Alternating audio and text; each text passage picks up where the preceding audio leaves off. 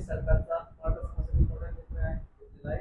OBC समाजाप्रमाणे Maratha समाजाला मिळणाऱ्या सवलती, शैक्षणिक सवलती व सोयी सुविधा लागू करण्याचा निर्णय, ओबीसी प्रमाणे तब्बल 8 योजना मराठा समाजासाठी सुरू करण्याचा निर्णय घेतलेला आहे. खरं तर कुणाला कोणत्या योजना सुरू करायचा तो राज्य सरकारचा निर्णय असतो, परंतु ओबीसी प्रमाणे मराठा समाजाच्या विद्यार्थ्यांना सवलती लागू करणं, मराठा समाजाच्या तरुणांना योजना लागू करणं ठीक आहे, परंतु ओबीसींना कुठल्या योजना मिळत आहेत?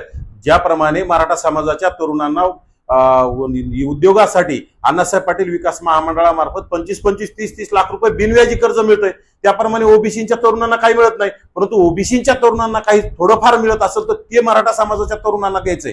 परंतु मराठा समाजाच्या तरुणांना, मराठा समाजाच्या उद्योजकांना जे मिळतं ते ओबीसींना तरुणांना दिलं पाहिजे ना. हे बघा, विद्यार्थी आणि शिक्षण घेणाऱ्या लोकांना आम्ही कधी विरोध करत नाही, त्यांना राज्य सरकारने काय योजना द्यायच्या त्या दिल्या पाहिजे. परंतु राज्य सरकार आता काय करायला लागलंय, ओबीसींना जे मिळत नाही ते ओबीसींना कधी देण्याचा कधी केलं नाही, परंतु मराठा समाजाला जे ओबीसींना मिळतं ते मराठा समाजाला द्यायचं.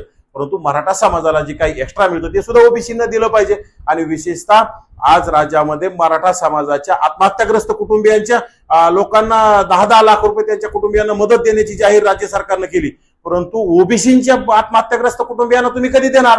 राज्य सरकार दुजाभाव करते, राज्य सरकार ओबीसी आमचा डीएनए म्हणून फक्त ओबीसींचं मतं घेण्याचं काम करते आणि ओबीसींचा केसानी गळा करण्याचं केसानी गळा कापण्याचं काम करतंय. हे चालणार नाही. ओबीसी समाजाने सुद्धा डोळे उघडले पाहिजे, कारण राज्य सरकार मराठा समाजाच्या उद्योजकांना वेगळा न्याय, मराठा समाजाच्या आत्महत्याग्रस्तांच्या कुटुंबियांचा वेगळा न्याय, परंतु ओबीसींच्या उद्योजकांना 1 रुपया मिळत नाही, ओबीसींच्या महामंडळाला कुठलाही निधी नाही, ओबीसी विद्यार्थ्यांना शिष्यवृत्ती मिळत नाही, ओबीसींच्या महाज्योतीला निधी नाही आणि ओबीसींच्या आत्महत्याग्रस्त